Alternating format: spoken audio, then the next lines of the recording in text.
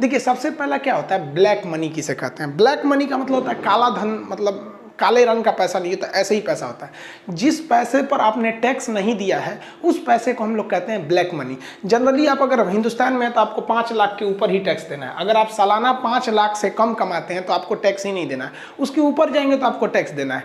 अब जैसे मान के चलिए, अब जीएसटी अलग है, इनकम टैक्स अलग है, मेनली यही 2 टैक्स लगते हैं सबके ऊपर। जैसे हम लोग टीचर हैं तो हम लोग के ऊपर 18% जीएसटी लगेगा और फिर इनकम के बाद 30% ऑन एन एवरेज मान के चलिए इनकम टैक्स लगेगा। वो एक अलग टॉपिक हो जाता है, इनकम टैक्स कितना लगता है। तो जैसे अब हम आपको एक छोटा सा आंकड़ा अगर देते हैं तो हम लोग के ऊपर 18% जीएसटी लगता है, 2% बैंक वाले ले जाते हैं जिसे गेटवे कहते हैं, और 30% हम लोग के ऊपर इनकम टैक्स लगता है। आप जोड़िएगा 50%, यानी हम लोग जितना कमाते हैं ना उसका 50% तो सरकार को दे देते हैं। समझ आ गया।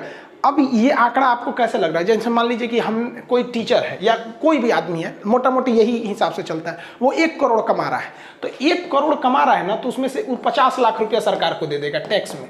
लेकिन अगर वही आदमी जो 50 लाख रुपया टैक्स दे रहा है, अगर वो बीमार पड़ जाता है ना, तो सरकार उसके लिए कुछ खास नहीं करती है। जो सबके लिए करती है वही उसके लिए भी कर देती है।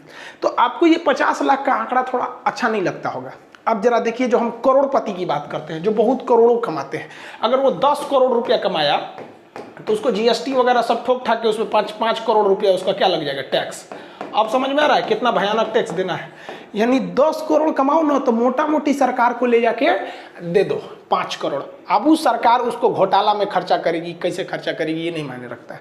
तो जितने अमीर लोग हैं ना, उन्हीं के बदौलत ये देश में टैक्स पे चल रहा है, और वही पैसवा से सरकार कोरोना का फ्री में इलाज करती है, राशन कार्ड पे 2 रुपया किलो गेहूं और चावल देती है। तो ये टैक्स ही हमारे देश को बचाता है, अतः ये टैक्स देना जरूरी भी है क्योंकि सरकार इसी से चलती है।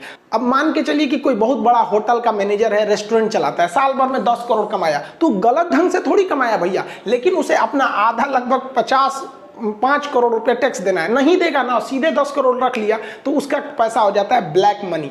अब इसी ब्लैक मनी को बचाने के लिए कई तरीके होते हैं, जिसमें मनी लॉन्ड्रिंग और हवाला बाजार सबसे तेज आता है। तो आप ब्लैक मनी समझ में आ गया ना, ब्लैक मनी गलत ढंग से नहीं कमाया है बल्कि टैक्स नहीं दिया है। अब इसको हम समझा देते हैं आपको, चलिए। ब्लैक